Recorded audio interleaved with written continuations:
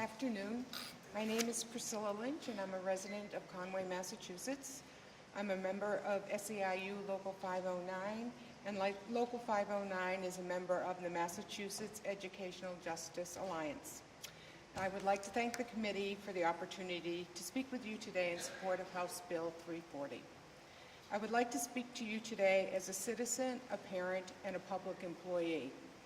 I've been a social worker at the Department of Children and Families for the past 26 years, and I am an individual sincerely concerned and committed to the existence and excellence of a free public school system.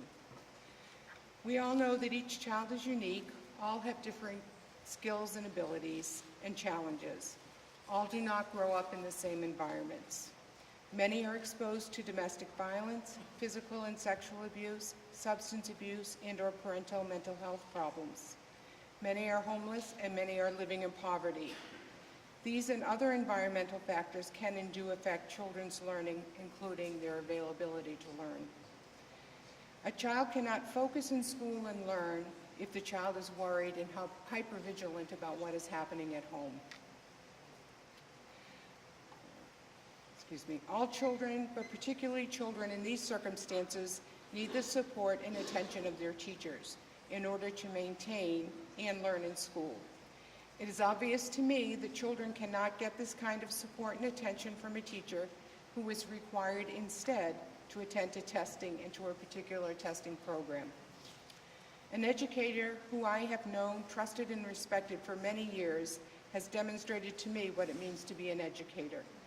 She truly loves, cares for, and appreciates all children. She wants them all to be happy and successful. She has told me over the years of the struggles of children coming from unstable and unstructured homes. She has told me that nutrition, sleep, and parents reading to children have proven to determine a child's success in school. She has told me, understandably so, that children who are in the middle of trauma do not test well. She has told me that what children need are enriching experiences at school. She has told me that teachers should be interacting and talking with children, helping them to use their reasoning and thinking. She tells me that children cannot have these necessary experiences at school if teachers are required instead to attend to testing and particular testing programs.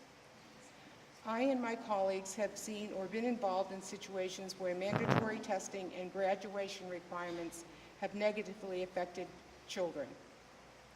There are many children affected by the DCF system who, through no fault of their own, have had to change schools several times throughout their school years.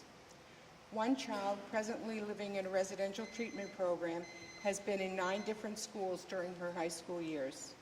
She expected and was told that she was graduating this year. Now she has been told that this might not be so. The 2 school districts physically responsible for the child are in dispute as to whether the child has completed MCAS. These 2 school systems are fighting over whether she will obtain a diploma. Can you wrap up, please? I have. Okay.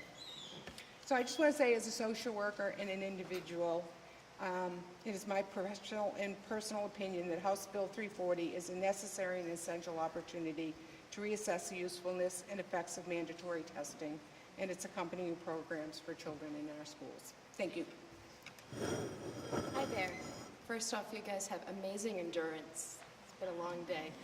You all deserve a big cup of coffee. My name is Mary Geisser. I am a professor of early childhood education at Bunker Hill Community College and at Lesley University. I'm also a member of SEIU, sorry, too many acronyms, 509, and I'm also the early childhood rep for the Massachusetts Art Education Association. I've been in the classroom in many roles as a teacher and a teacher of teachers, and I've been seeing the impact that testing, not just general testing, but testing all over, has on children and it has on teachers. It's not sorry, I wrote all this, I'm getting nervous. One of the things that I find very frustrating is the teachers that I work with who are ready to dive into working with young children or elementary school children, and some of my students at Bunker Hill want to go teach in high school. They're so afraid of using good pedagogy, of doing what they know is developmentally appropriate for their students, to look at their students as individuals because they're afraid that they won't get A, pass the test, or B, that they could lose their job, which is a very disheartening thing in a field where there's such high turnover rate of teachers. Early childhood education, kind of the lowest paid scale in terms of education, and our teachers are in and out, and it's unfortunate.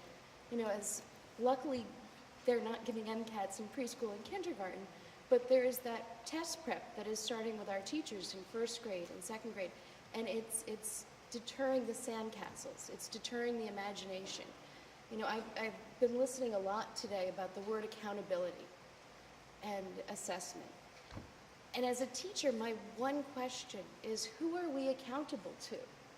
Are we accountable to politics? Are we accountable to funding? Or are we accountable to each and every child in our classroom? The generic accountability, we need to look as teachers not so much on how do we get everybody at the same point, but how do we get you and you and you all to succeed at being amazing and to be inspired, to have lifelong learning. You know, one of the things with these standardized tests, Ken Robinson had a great TED Talk about the fact that the skills that we're testing now, in 10 years, those aren't going to be the ones that are changing the industry. You know, if we look at iPads and MP3, I don't know, half the technology I'm still learning from my students sometimes, but that wasn't here 15 years ago. So we need students who can be creative, who can problem solve, who can think outside the box. And by putting our teachers and pre-service teachers and our students back in the box for testing is not holding anybody accountable. In fact, it's deterring what we need to be accountable to, and that's learning. Thank you. Are there any questions for either members of the panel? Seeing none, thank you very much for your testimony.